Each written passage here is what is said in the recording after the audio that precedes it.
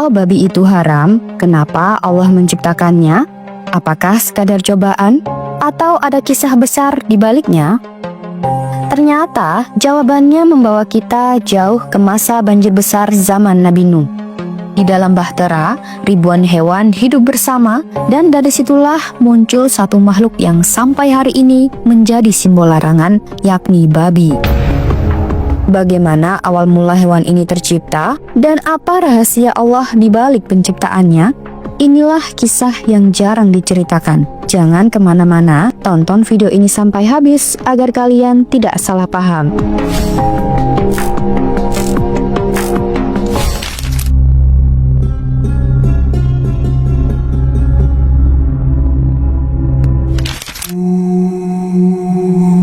Bayangkan sebuah kapal raksasa terapung di tengah lautan banjir besar.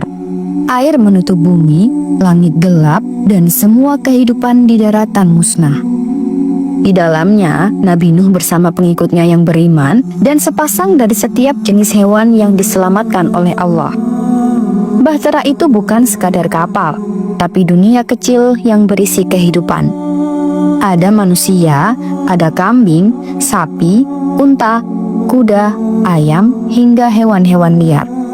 Mereka hidup seperti biasanya, makan minum, mereka bergerak, dan tentu saja mereka membuang kotoran.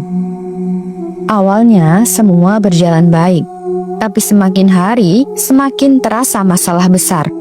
Kotoran hewan menumpuk, baunya menusuk, lalat bertebaran, dan perlahan penyakit mulai mengancam. Ingat, mereka berada di kapal tertutup berbulan-bulan lamanya.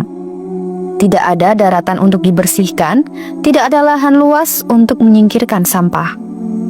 Situasi ini membuat para penumpang kapal resah. Bayangkan saja, satu ekor sapi bisa menghasilkan puluhan kilogram kotoran setiap hari. Bagaimana jika jumlahnya ratusan hewan? Bahtera itu nyaris berubah menjadi lautan limbah. Nabi Nuh sebagai pemimpin tidak tinggal diam. Beliau tahu ini bukan sekadar masalah kebersihan. Ini ancaman bagi seluruh kehidupan yang Allah titipkan di dalam bahtera. Bila penyakit menyebar, mereka bisa binasa bahkan sebelum banjir berakhir. Maka Nabi Nuh mengangkat tangan, berdoa dengan penuh harap. Beliau memohon kepada Allah, "Ya Rob, Engkau yang maha tahu, Engkau yang maha bijaksana. Berikanlah jalan keluar bagi kami, agar kehidupan ini tetap terjaga." Doa itu bukan sekadar permintaan kecil, melainkan permohonan penyelamatan. Sebab di tengah bahtera itulah masa depan umat manusia dan hewan bergantung. Tanpa solusi, semua bisa berakhir dalam kebinasaan. Dan di titik inilah Allah memberikan jawaban yang tidak pernah terbayangkan. Jawaban yang akan melahirkan salah satu makhluk paling kontroversial sepanjang sejarah, yakni babi. Tapi bagaimana bisa seekor babi menjadi solusi dari masalah besar di Bahtera Nuh? Dan kenapa justru makhluk inilah yang akhirnya Allah haramkan untuk dimakan? Inilah rahasia yang akan terungkap dalam bab berikutnya.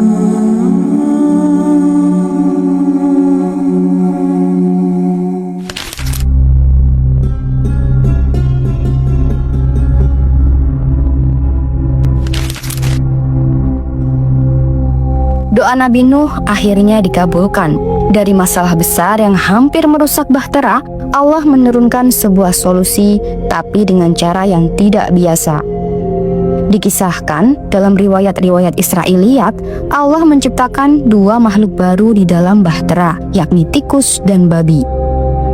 Tikus diciptakan untuk memakan sisa makanan yang tercecer agar tidak membusuk. Sementara babi ditakdirkan untuk memakan kotoran hewan-hewan lain yang menumpuk.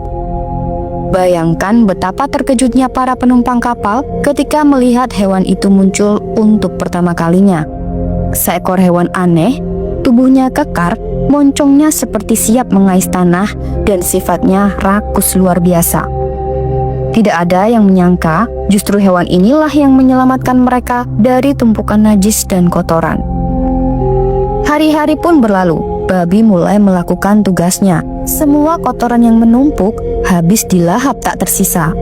Bau yang tadinya menusuk berangsur hilang.